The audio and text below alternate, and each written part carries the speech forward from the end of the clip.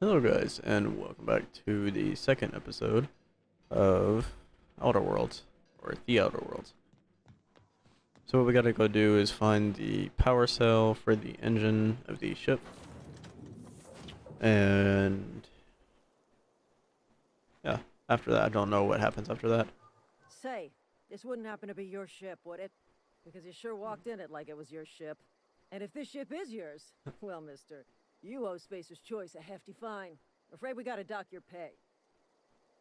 Oh, by the law. I'm so sorry. I had no idea we had an inspector coming. If you'd like to speak with my manager, I report to Constable Reyes in Edgewater.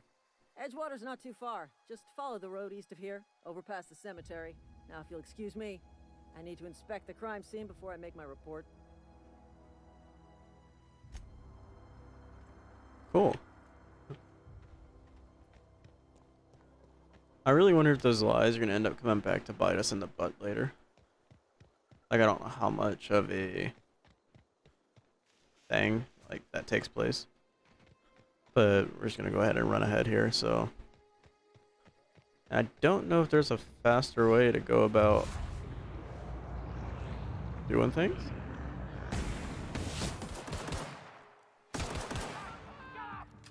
Oh, my aim is so bad.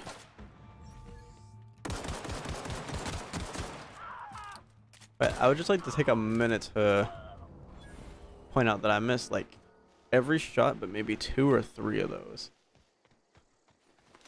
We might just end up having to go melee.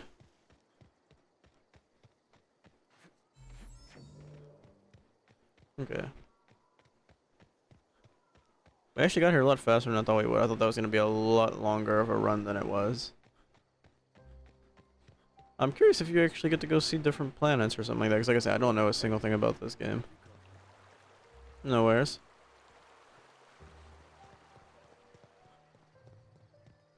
I like something like this. So they do too. Like, what is it? Slip or whatever they called it in the last episode? Slip drive?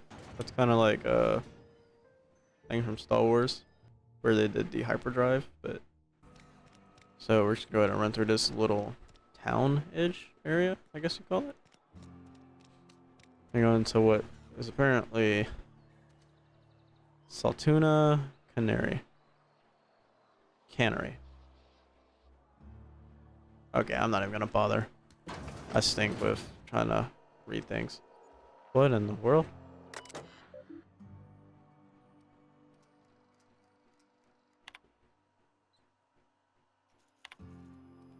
Okay. I don't know what that's for. Let's just go up.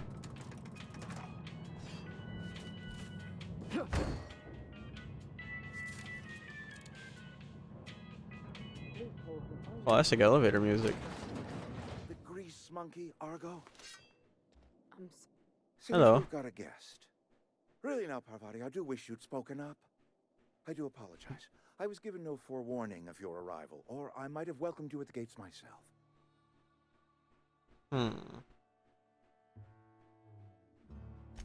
I'm Reed Thompson, Outpost Administrator. I cannot help but notice you are not in uniform. I wasn't informed that there'd be a uniform, sir. Shirt, pants, work boots, company-approved colors. The, honorable apparel of a loyal worker?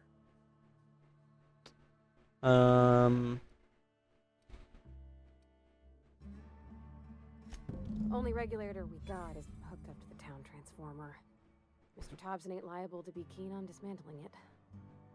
I beg your pardon. I am most emphatically not keen on any such thing. I can't let you have our power regulator.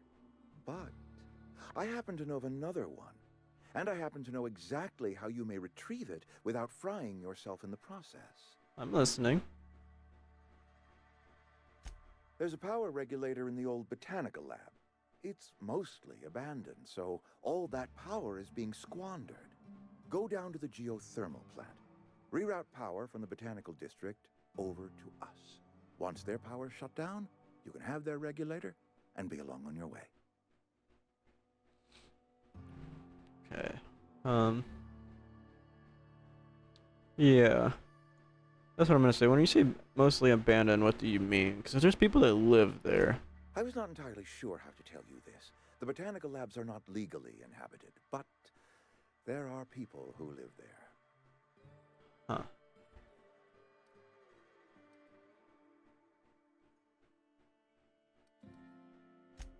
No, I do not imagine they will be pleased.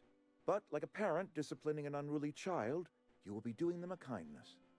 The people living in the botanical labs, they're deserters, former workers. I need them back at their posts. I need them to come home.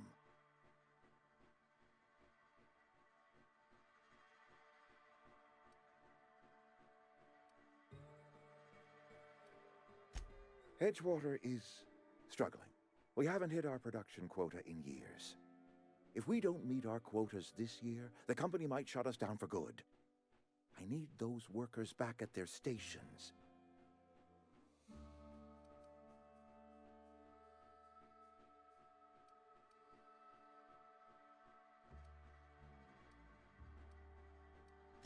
Neither do I. The fault was entirely mine. I pushed them too hard. My hope is that by cutting off their power, you will convince those deserters to come back to town. Before you go to the plant, I want you to stop by the botanical lab. Speak to their leader, Adelaide. Tell her the power's about to go, and that it's time her band of deserters came back to town.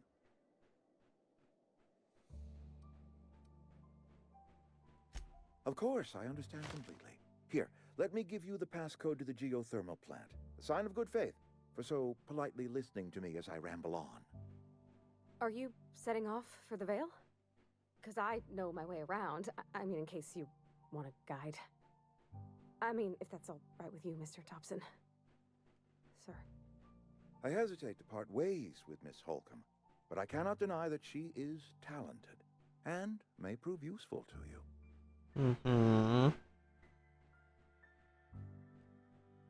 I don't really want the help, but I'll take the help. But what if she ends up, you know, doing something to stab me in the back, and then I'm gonna regret choosing this option? We're gonna take the help. Great! I got my wrenches and diagnosticators and hairpins and engine tape, so I'm all set. Well, I am glad to hear that. Best of luck to you, and thank you again for your help. It is a lot to ask of a stranger, I know. Oh, I was about to try to whack him with the sword, too. By the way, I'm filming this one immediately after the last one. So it's the only reason the achievements have not been turned off yet. But I promise they will be turned off by the 3rd episode. I'll remember to turn them off. Let's go ahead and get going. Is she... I'm about to say, is she coming? So. We better clear out of Mr. Thompson's office before we talk. I mean, we're technically out of the office. But... okay. We better... Hey, mister, can we talk? Sorry. I just tried to... No. No. We were just in that elevator, and you're like, we can't talk. We better get out of this office, boy. No. It ain't when you want to talk. But I'm listening. Sorry. You just want to get out of here. And you likely don't want to tag along like me. It's just... Mr. Thompson has his own view on matters, on account of it's his job and what all, but that's not the only side of the tale. Oh, he ain't a liar. He believes every word he says. It's just, he doesn't always get where other folk are talking from. To Mr. Thompson, a person's a gear. It does its job quiet-like. If it squeaks or stutters, it gets replaced. The deserters are decent folk. I knew some of them before they left. Miss McDevitt? Oh, gosh, no. She was a real important person. A flavorist. Made all the food taste decent. She used to work up in the big office with Mr. Thompson. All I know is she left after her son died. It was a real big to-do. I could hear them both yelling clear from my own place. Life's hard here. especially for them that don't fit in so well. We're one big Spacer's Choice family, but every family's got the one the rest whisper about. Mr. Thompson's aiming to take away their power. They'll have no lights to see, nor heat to cook. They'll be at the mercy of marauders, or worse. I think you should talk to the town's vicar about it. Max, his name is. Yeah.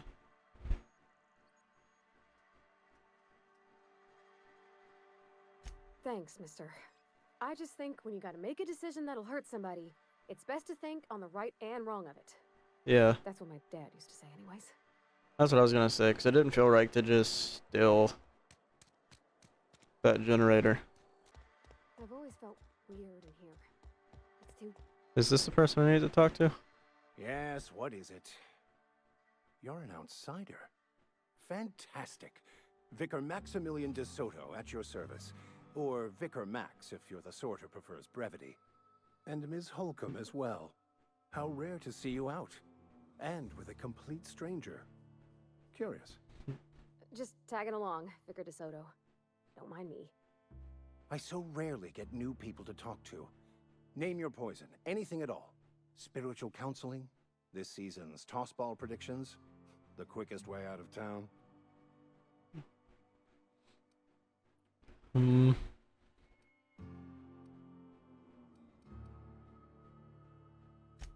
What? I thought you would talk to him.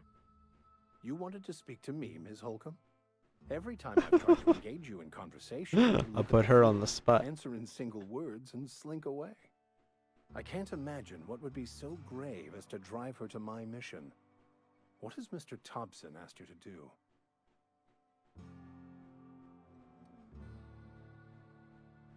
Depriving them of safety from the marauders and wildlife.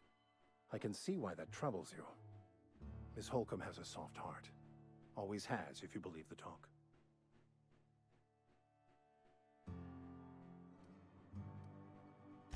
Assuming your goal is to save as many as possible, then you should bring everyone together. Send the power to Edgewater and convince the deserters to return to the fold.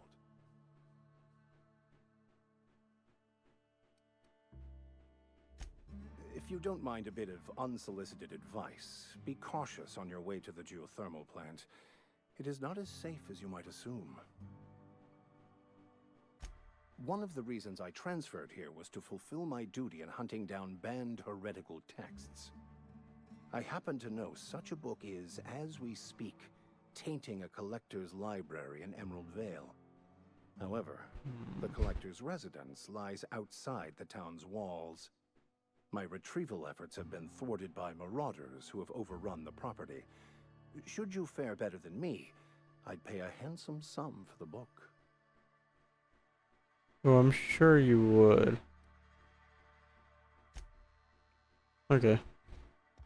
So that's that out of the way.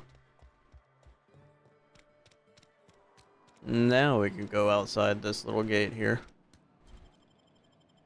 And start trying to actually go and make some progress.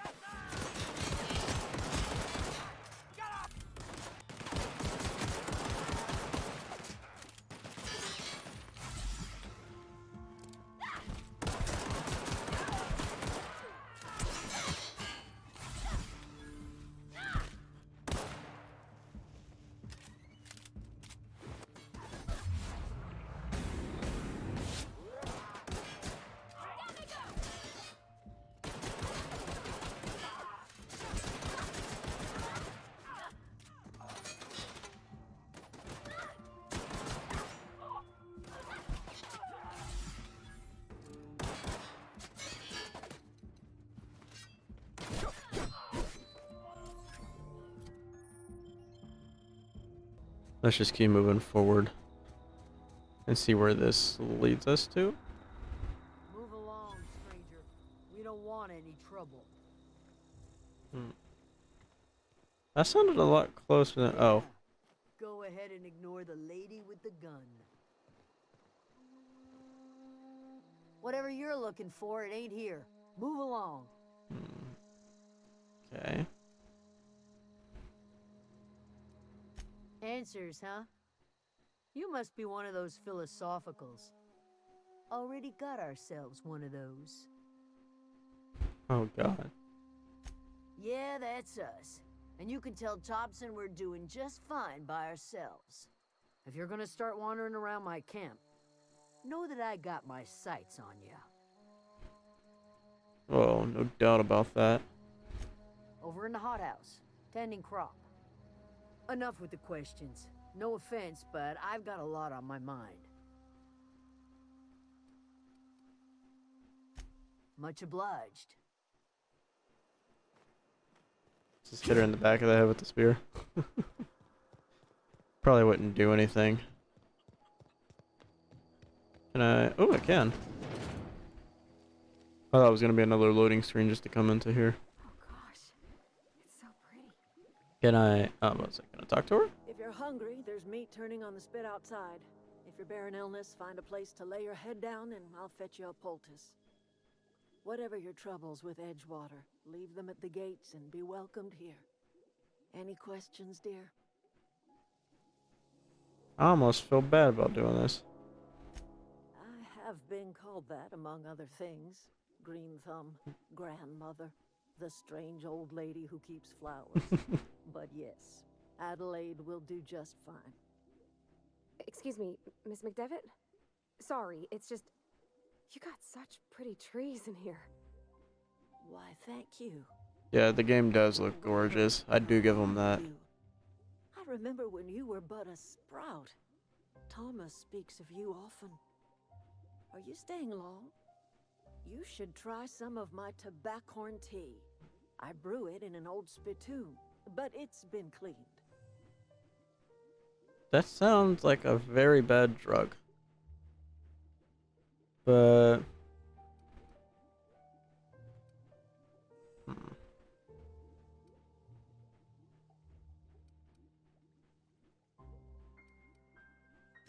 A home for anyone who's ever turned their backs on Edgewater. A home for those of us with nowhere left to go and nothing to lose. So, like the spores of the puffball, cast on the wind and alighting on... Sorry, Billy, if you see me looking down, I'm just reading the text. Roots. I do better with story games if I can actually read the subtitles instead of just looking at the characters. But, why'd you leave your old home? You picked a terrible place to put down roots. It is an unpleasant story, dear. But the short of it is that sometimes one wakes up and realizes the place that was once her home for much of her life has changed. The home in which we spent our lives has left us behind, and so we must move on. And that is as much as I will say on the subject.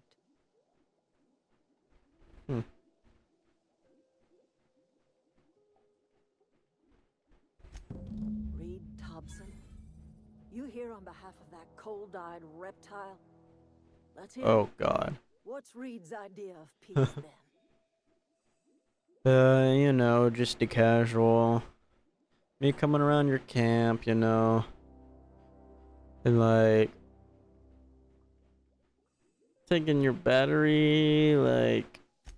Like everything else that comes out of Edgewater, that peace offering is canned. I and my own are living just fine out here by ourselves. He would do such a thing. The question is, why would you agree to his plans?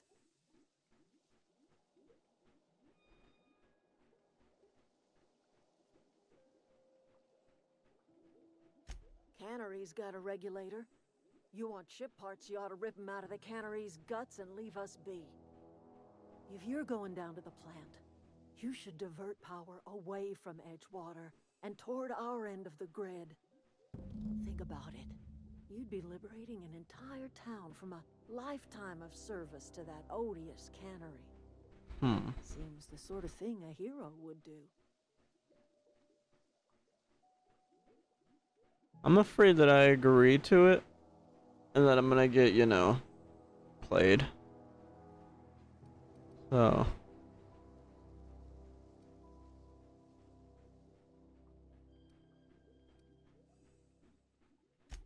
Well, if it's all the same to you, then you ought to divert power over to us, shut down Reed's cannery, and scrap it for parts.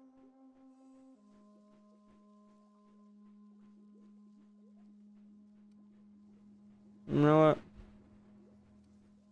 I'm gonna leave that a little bit for you guys to figure out. I'll just tell them I consider it. I trust you will listen to your conscience.